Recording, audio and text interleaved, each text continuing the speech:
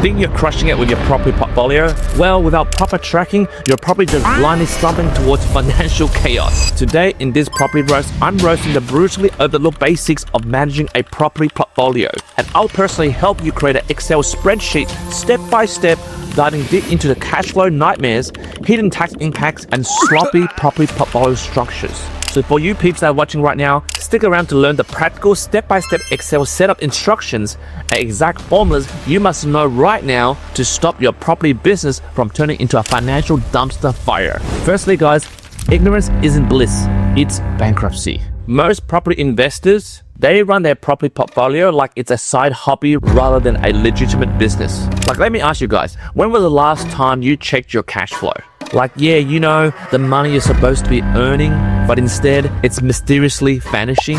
According to financial commentator Scott Pape, he says, quote, tracking your property cash flow isn't optional, it's critical, end quote. Yet we have people like property guru Gary, I made that up, he brags, quote, just set and forget, properties run themselves, end quote. But guys, this is my savage truth. Properties don't run themselves. If you ignore the cash flow at your peril, you are not a property investor. You're a freaking noob that loves losing money. So right now, guys, let's get our hands dirty. What I want you to do right now is I'll share my screen, right? And I'm going to show you how to build an Excel spreadsheet that is simple enough to capture the essence of how your property portfolio is performing right now. So right now, right, you open an Excel spreadsheet. I have one right here over here.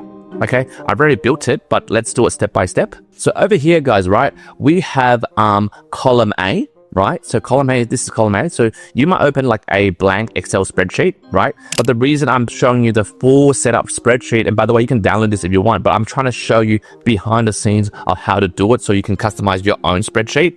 Remember, guys, I'm teaching you to fish, not just giving you guys a fish, right? So on column A over here, right, I want you to enter these type of headers, right? You have property, then you have total rental income, then you have loan repayments, expenses, maintenance, cash flow, taxable income, loan purpose, loan amount, rental review date, inspection date, and loan renewal date. Okay, so what happens, guys, is once you enter this in, I want you then to obviously from this column over here, enter the address of the property. It could be whatever address, right? Just whatever, you know, 1 TBA, you know, TBA to be announced, TBA Street, Sydney, right? New South Wales 2000, right?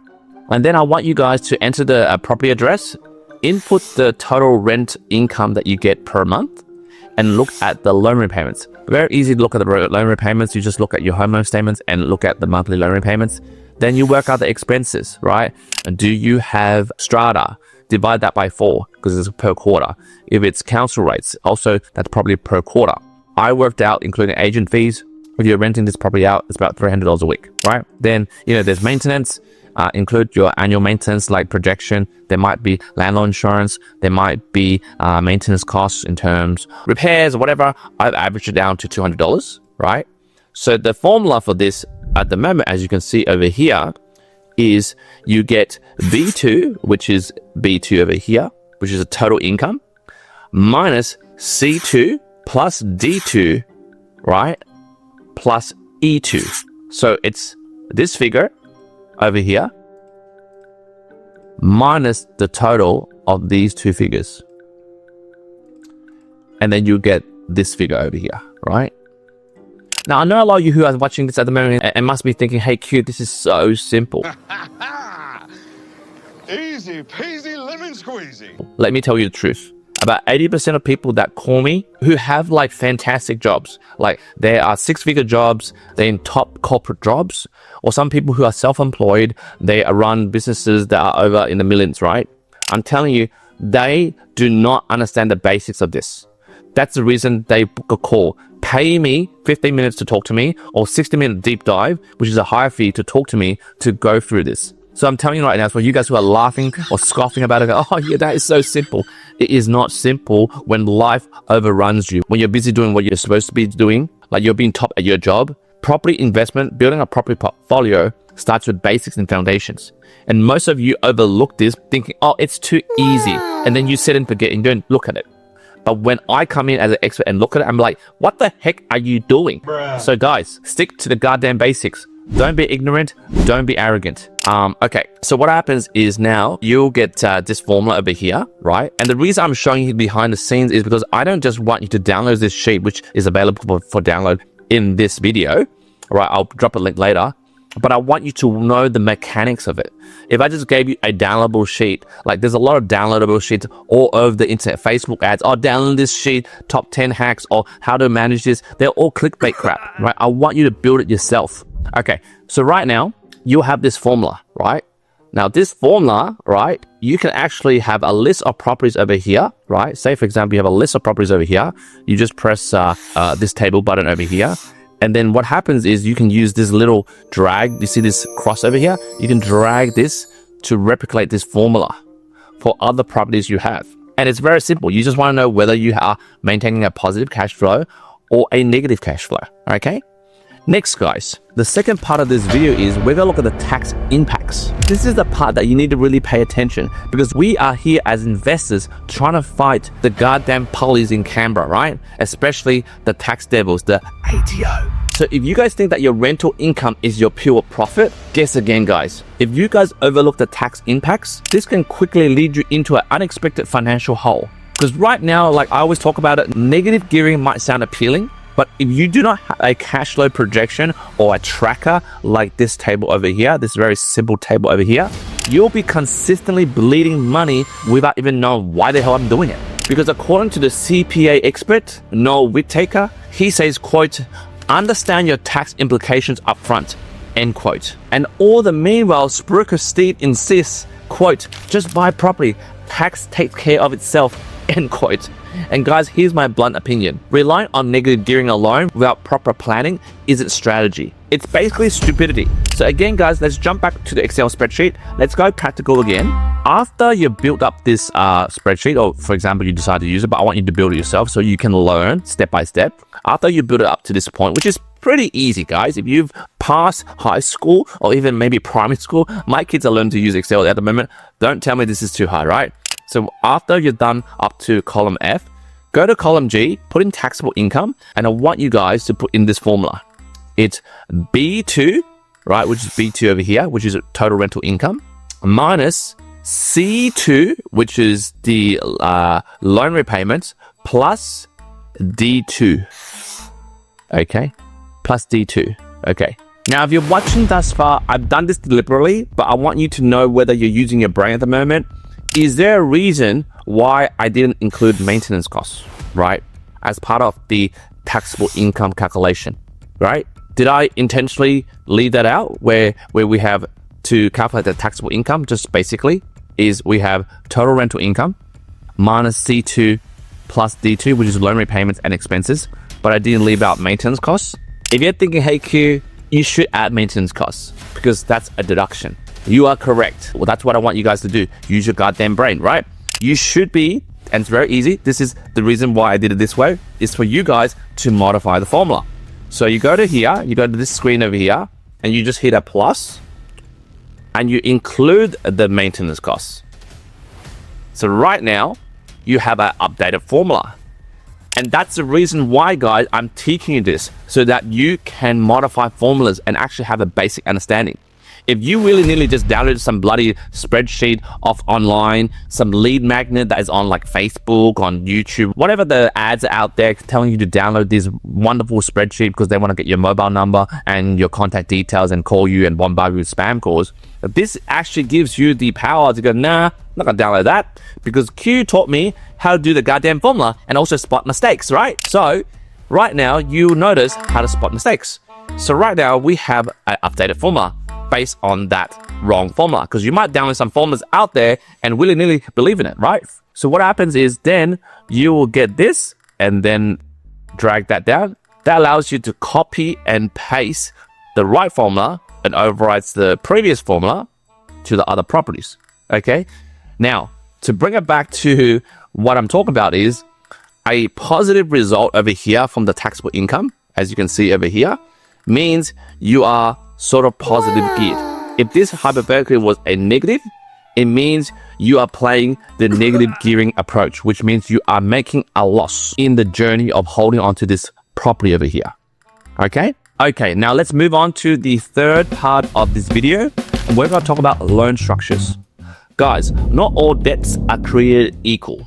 If at the moment you're borrowing against your home to fund an investment property, yeah, correct, that kind of sounds smart if you watch my other videos on the equity release video, which kind of blew up. But make sure you don't mix up the loan structure, guys, right? Because if you guys do, having a wrong loan split can really ruin your tax deductions, especially if you didn't watch that video and you drew it out of your redraw, which is against your owner-occupied debt. Now, according to Effie Zahos, which is like some, news reporter, financial expert, blah, blah, blah, whatever. But she said, quote, mismanaged loan structures cost thousands every year in lost deductions, end quote. Yet again, you'll hear like influencers like Mortgage Mad Mike, whatever, I made up their name. You know those mortgage brokers like myself. I'm making it sound like it's so goddamn easy. They'll say something like, quote, just refinance every year. It's easy, end quote.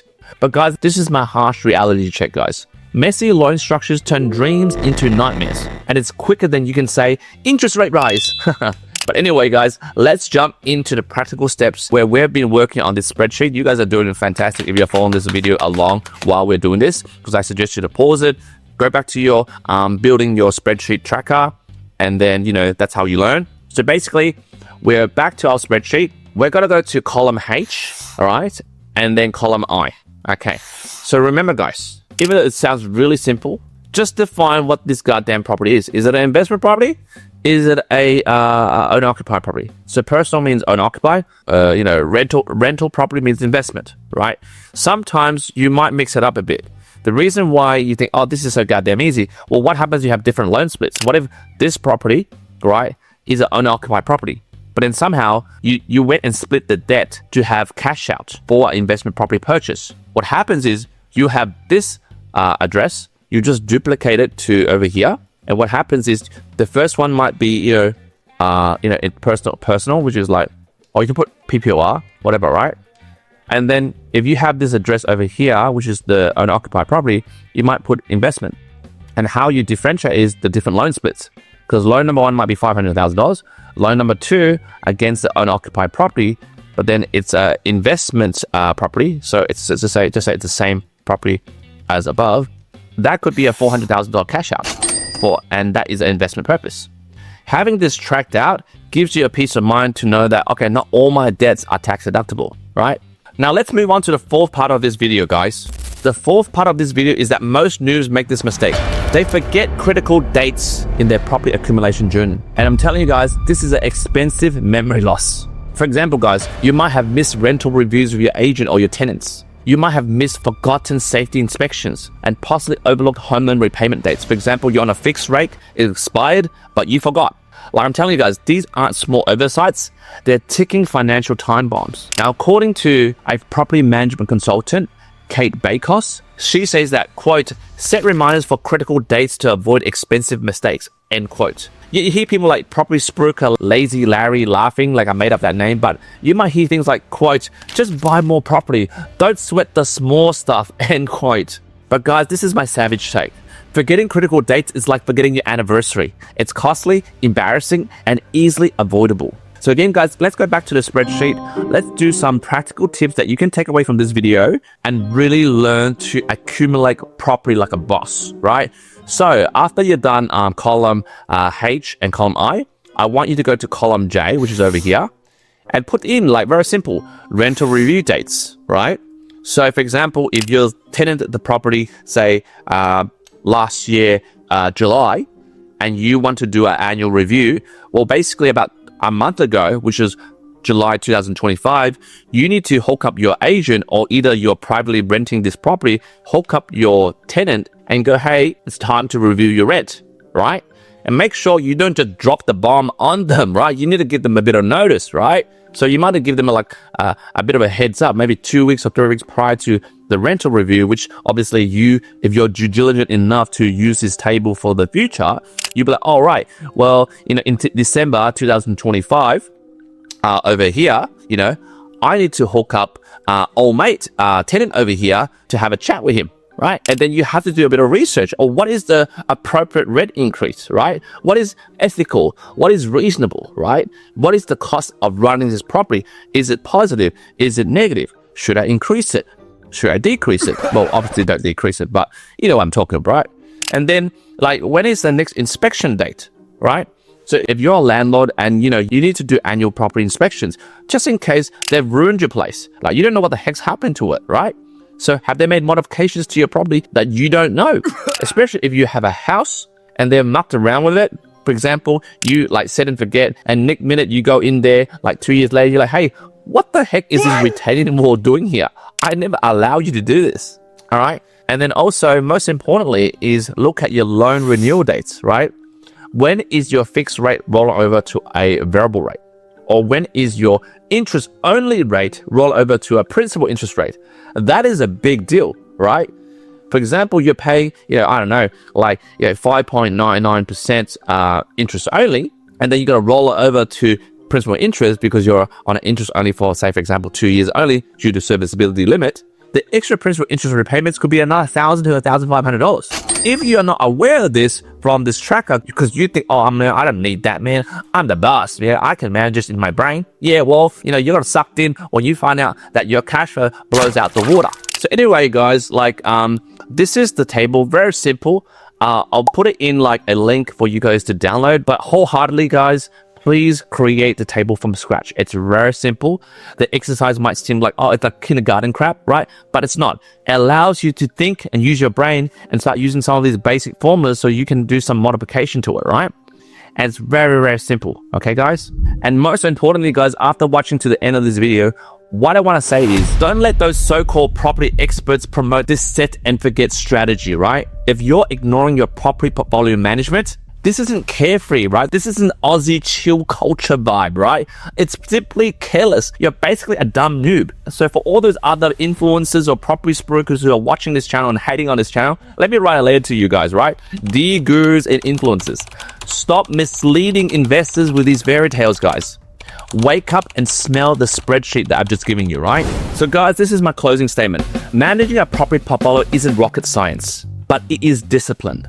You gotta go into that goddamn spreadsheet and update it yourself. Don't rely on your property managers. Don't rely on your buyer's agent. Don't rely on your grandfather or your father or your mum and dad. Do it your goddamn self. Don't let ignorance drain your profits. So overall, guys, if you like this no shortcut, no BS vibe of this type of video, I suggest you, if you want to work with me, book a 15-minute strategy call or a 60-minute deep dive for me to build a holistic game plan, a lending solution paired with my financial advisors, my independent accountants, my independent buyer's agent, for us to build an A-game property portfolio system for you to build generational wealth and end the generational poverty curse in your family. Again, guys, this channel is to help you to learn to fish and not to give you a goddamn fish. But in any ways, if you're not ready, just hit the like button, hit the follow button if you like more videos like this, and most importantly, smash the share button. Share this knowledge to your mate because knowledge is power. And most importantly, thank you for watching this channel, keeping this channel alive, and I will see you in the next few days in that property roast.